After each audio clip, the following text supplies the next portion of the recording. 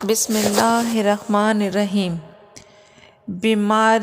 بیمار کے لیے تو آزمائش ہے ہی، لیکن اس کے ساتھ پورے گھر والوں کے لیے ایک مشکل مرحلہ اور آزمائش ہوتی ہے۔ سب سے پہلے تو سمجھنے کی بات یہ ہے کہ انسانوں پر آزمائشیں اس لیے آتی ہیں کہ اللہ تعالیٰ اس بات کا اظہار فرما دیں کہ اس کی جانب رجوع کرنے والا کون ہے۔ چنانچہ جہاں اس مرحلے میں بہت صبر کی ضرورت ہوتی ہے، وہاں یہ ایک موقع اللہ تعالیٰ نے آپ کو عطا فرمایا ہے کہ آپ یہ جان لیں کہ دنیا میں اللہ کی عطا کردہ نعمتوں میں سے سب سے زیادہ افضل صحت ہے، اور اس کا شکریہ ادا کرنا ہمارا فرض ہے۔ اللہ تعالیٰ کی رضا حاصل کرنے میں جو ہمیں اس دنیا کا سفر اور زمانے ختم ہونے والا اور آخرت کا گھر ہمیشہ یاد رہنے والا اور اس کی تیاری کرنی چاہیے، اور اس کے لیے ہمیں بیمار عزیز کو صبر، توبہ اور اللہ سے تعلق جوڑنے کی نصیحتیں کرتے رہنا چاہیے، تاکہ خود بھی اپنے اعمال درست کرنے کی فکر کریں اور اس مریض کو بھی اس سے رہنمائی فرمائیں۔ بیمار کو دیکھنے کے لیے جانے اور اس کی دیکھ بھال کرنے کو اسلامی شریعت میں بہت اہم درجہ حاصل ہے۔ دنیا میں کوئی آدمی ایسا نہ ہوگا جو کبھی بیمار نہ پڑتا ہوگا، اس لیے اسلام میں تاکید کے ساتھ یہ ہدایت دی گئی ہے کہ بیمار کی عیادت کی جائے۔ ایک مسلمان کا صرف اپنے مسلمان بھائی کی عیادت نہ کرنی چاہیے، بلکہ محلے پڑوسی بستی میں جو انسان بھی بیمار ہو اس کی عیادت کرنا چاہیے۔ خود نبی کریم صلی اللہ علیہ وسلم نے منافقوں اور یہودیوں کی بھی عیادت کے لیے جاتے یہ لوگ آپ صلی اللہ علیہ وسلم کے پکے دشمن تھے۔ آپ صلی اللہ علیہ وسلم نے فرمایا کہ ایک مسلمان کے دوسرے مسلمان پر 5 حق ہیں، جن میں سے 2 یہ ہیں کہ جب بھی کوئی بیمار ہو تو اس کی عیادت کی جائے، دوسرا یہ کہ جب وہ انتقال ہو جائے تو اس کی نماز جنازہ میں شرکت کی جائے۔ بخاری۔ حضرت عائشہ فرماتی ہیں کہ ہم میں سے کوئی بیمار ہوتا تو حضور صلی اللہ علیہ وسلم اپنے ہاتھ مریض کے بدن پر پھیرتے اور اس کے لیے دعا فرماتے تھے۔ بخاری۔ عیادت صرف مریض کو دیکھنے کا نام نہیں، بلکہ اس میں ہر طرح کی دیکھ بھال بھی شامل ہے، مثلاً اس کی دوا لانا، اس کی خدمت کرنا، اس کے قریب بیٹھ کر اچھی اچھی باتیں کرنا، اس کو تسلی دینا۔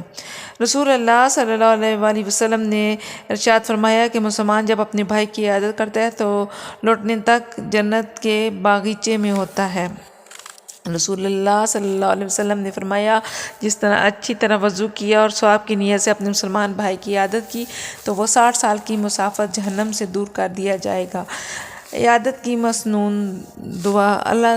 رسول اللہ صلی اللہ علیہ وسلم نے ارشاد فرمایا، جب کوئی مسلمان کسی دوسرے مسلمان کی عیادت کو جاتا ہے تو 7 مرتبہ کہتا ہے تو اس کو شفا ہوتی ہے، الا یہ کہ اس کی موت ہی کا وقت ہو چکا ہو۔ ترمذی کی حدیث ہے۔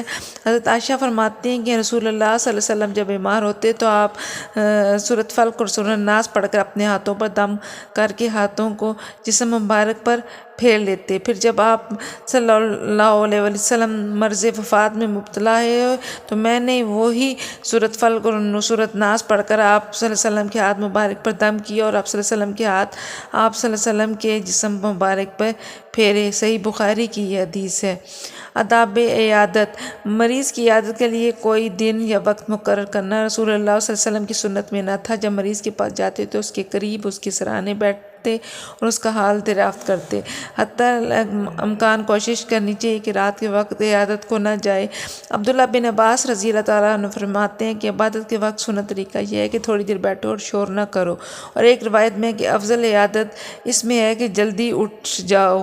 عیادت کے وقت مریض کے گھر میں تو ادھر ادھر نگاہ نہیں ڈالنی چاہیے، اسی طرح اسپتال میں ادھر ادھر نگاہ نہ ڈالیں اور بد نظری سے بچیں، بلکہ مریض کے پاس کم باتیں کریں اور کم بیٹھیں۔ دوسرے مریضوں کو بھی خیال کریں، کیونکہ ہر مریض کا اپنا مزاج ہوتا ہے، اس لیے دوسروں کا بھی خیال رکھنا چاہیے، کہیں آپ کی وجہ سے ان کو تکلیف تو نہیں ہو رہی۔ رسول اللہ صلی اللہ علیہ وسلم نے فرمایا، جب تم مریض کے پاس عیادت کے لیے جاؤ تو اس کی موت کے بارے میں اس کے غم کو دور کرو، تاکہ یہ بات تقدیر کو تو نہیں ٹال سکتی لیکن مریض کو اس سے راحت ہوتی ہے۔ ترمذی کی یہ حدیث ہے۔ اللہ تعالیٰ ہماری کوششوں کو قبول فرمائے اور ہمیں نیک عمل کرنے کی توفیق عطا فرمائے۔ آمین۔ جزاک اللہ خیر۔